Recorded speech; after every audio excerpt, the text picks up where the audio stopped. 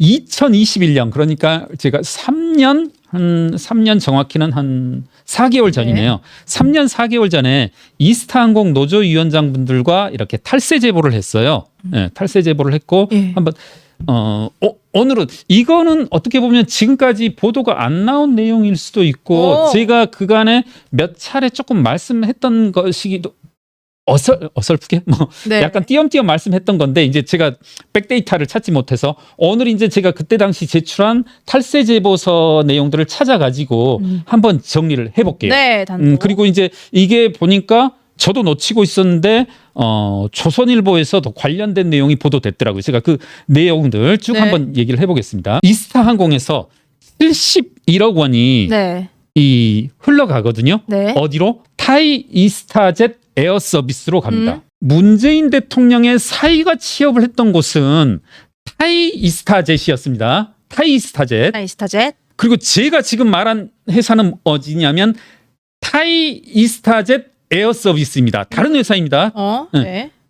이전 의원은 제가 요약해서 2017년 2월부터 5월까지 71억 원을 타이 이스타젯 설립 자금으로 쓰는 등 이스타항공에 경제적 손실을 끼친 혐의로 기소됐다. 이 71억 원, 이 71억 원이 정확히 타이 이스타젯 에어 서비스에서 나온 돈입니다. 네, 네. 예, 예.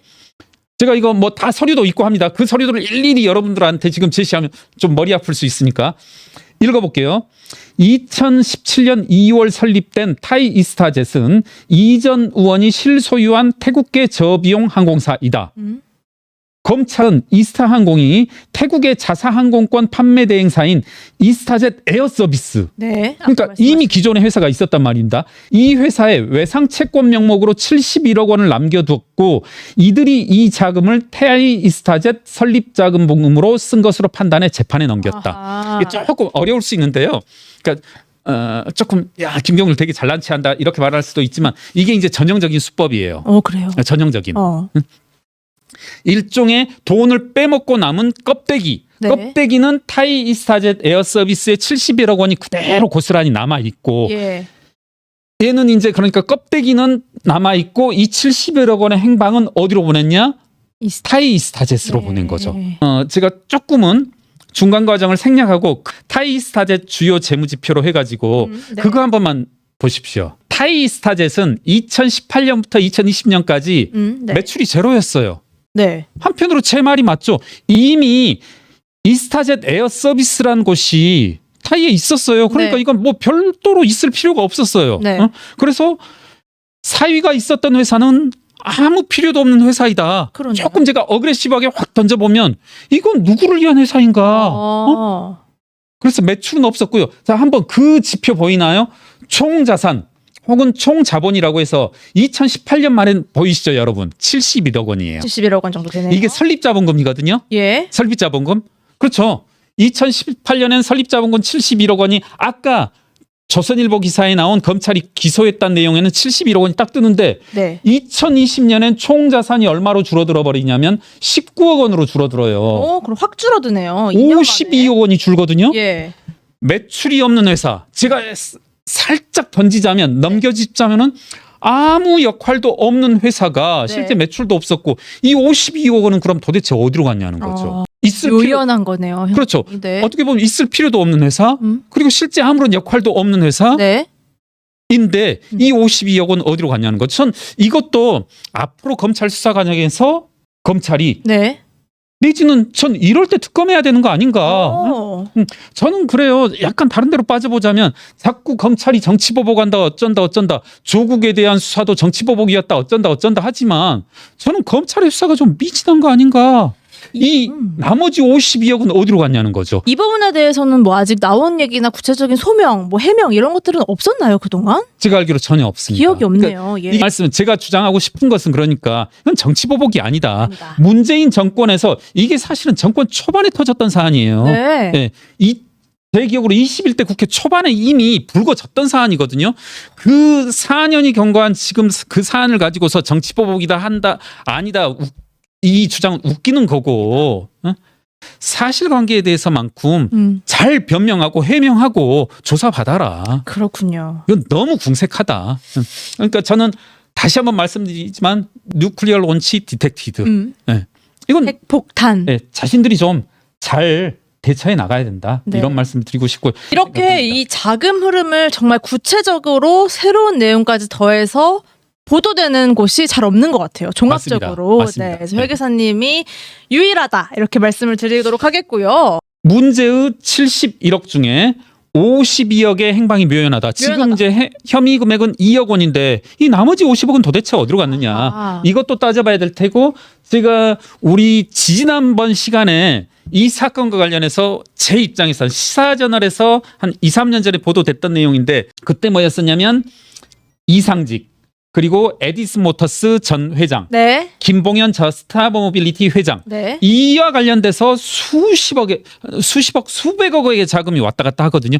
이것도 지금 자금 행방이 묘연합니다. 묘연합니까? 네, 네. 그래서 우리 주역의 맨 마지막 개를 미제라고 하잖아요. 네. 그래서 뭐 이와 같은 라임 펀드와 관련된 이 강모 에디슨 모터스 강모 회장과 관련된 김봉현 전 스타모빌리티 회장과 관련된 이 자금 흐름도 추적해야 된다. 정말 이제 묘연한 자금들 수백억대 수십억대의 자금들이 아직도 정말 많이 남아있네요. 그렇습니다. 검찰의 수사가 좀 속도를 내야 될 것 같고 이제라도 좀 속도를 내는 것 같아서 뭐 관련자들을 소환을 하고 조사를 하는데 대표적으로 이 관련해서 소환 조사를 받았던 임종석 전 실장이나 조국 전 민정수석 같은 경우에는 조사 과정에서 진술을 좀 거부하고 있잖아요. 그러면서 정치보복이라는 명분을 그렇죠. 세웠고요. 그러면 이렇게 검찰은 정확한 경위를 좀 듣기 위해서는 결국 이제 문 전 대통령 본인을 소환해서 이야기를 들을 가능성밖에 남지 않았다. 이렇게 또 이런 얘기가 나오는데 조사될까요? 어떻게 보세요? 가능성? 저는 돼야 한다 보시나요? 이게 뭐 만약에 네. 임종석과 조국이 충신이었다라면 본인들이 좀 설명을 해야 될 문제가 아닌가. 본인 선에서. 그렇죠. 네, 네. 응? 그렇지 않겠습니까? 여러분, 그러니까 왜 지금 이 사안이 제가 굳이 앞선 타임에 전주에 이상직이 공천 받을 만한 사람인가 아닌가 네. 이런 것들을 이야기한 이유들이 다 그거거든요. 그게 임종석 조국을 불렀던 이유이고 예. 임종석 조국은 어떤 이유로 이상직을 중진공 이사장에 그리고 21대 전주 지역에 꽂았는지 예. 그걸 본인들이 설명을 해야죠. 본인들이 설명 못하면 이거 위로 갈 수밖에 없죠. 결국은 문재인 전 대통령을 부를 것인가 말 것인가 조사할 것인가 말 것인가는 임종석 조국에 달려 있다. 참모들. 네. 네, 임종석 조국이 입을 닫는다라면 이와 같은 의문에 대해서는 문재인 전 대통령을 조사할 수밖에 없지 않겠습니까? 검찰로서는. 네. 네. 제가 정확한 기억인지 모르겠는데 문재인 전 대통령이었나요? 자꾸 왜 아랫사람들을 건드리냐. 맞아요. 자기를 조사해라. 뭐 그런 비슷한 말도 한 기억이 있었거든요. 이 사안은 아니지만. 이 정권 초반에 그랬습니다. 예. 네. 그렇다면 이 사안도 조금은 이야기할 필요가 있다. 저 그리고 아마 기회가 있었던 것으로 기억을 하는데 네. 저희 회계사들이 이제 많이 하는 이야기들이 있거든. 제가 너 왜 자꾸 회계사 일을 하느냐. 그러니까 회계사가 하는 일이 오디시라고 하고 감사라고 하는데요. 네. 이 오딧 감사라는 행위가 국회에서 감사라는 행위와 동일합니다. 여러분은. 네. 그래서 제가 하는 일과 국회의원들이 하는 행위가 다를 바가 없고 네. 어떻게 보면 뭐 감히 말하건대 제가 더 전문성이 있는 거죠. 감사라는 업무에 특화되어져 있고 저희들은 그걸로 시험도 보고 실무에서도 수십 년을 뛰었으니까 네. 무슨 말씀을 하려고 하는 거냐면 저희들이 봐주고 싶더라도 봐줘야 하더라도 팩트 관계를 파악하고서 봐줘라란 말을 필드에서 되게 자주 하거든요. 그렇군요. 네. 그런 말이 있군요. 그러니까 저희들이 이렇게 쭉 보면은 이제 뭐 많이 저희들도 부딪히죠. 회사 사람들하고 이걸 이렇게 해석해야 되느냐 저렇게 해석해야 되느냐 회사 사람들하고 부딪히는데 어떤 경우에 이제 회사 사람들은 주로 대기업 분들이 보지 말아라. 근데 이제는 이제 장부를 주지도 않죠. 네. 그런데 이제 우리가 항상 주장하는 건 야 우리가 봐주고 싶어도 알아야 봐준다. 이건 무슨 말이냐면 사실관계를 파악해야만이 네. 이게 우리가 감당할 수 있는지 없는지. 그리고 만약에 누군가가 제3자가 국회로 치자면 감사원이 내지는 검찰이 나중에 내가 일한 서류를 뒤졌을 때 내가 변명할 수 있고 디펜스할 수 있지 않느냐. 사실관계를 알아야. 네. 그래서 제가 말씀드리고자 하는 것도 뭐냐면 전 그래요. 이 사안이 전직 대통령에 대한 어떤 정치적 배려가 필요하다.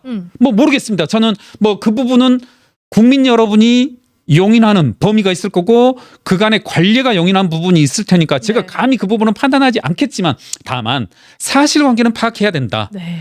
그리고 이 사실관계 파악에 있어서는 이번 정부에서 드러나고 있고 드러낸 것이 아니라 이미 4년 전, 5년 전부터 줄기차게 문제가 됐던 것이니만큼 예. 우선은 사실관계를 파악하자.